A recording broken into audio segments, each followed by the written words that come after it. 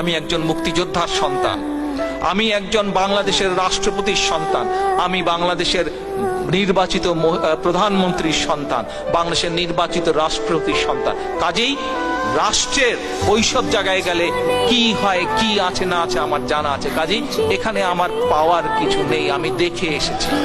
আজ আজ আজ আমি আমার বাবার রেখে যাওয়া আদর্শ পালনের চেষ্টা করছি।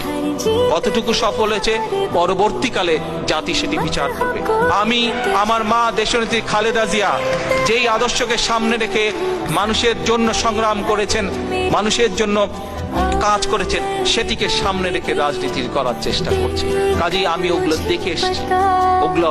ওগুলোর মধ্যে আমার কোনো নতুনত্ব বলে কিছু নেই। আমার কাছে একটি চাওয়া, যে জন্য শহীদ রাষ্ট্রপতি জিয়াউর রহমান জীবন উৎসর্গ করেছেন, জীবন দিয়ে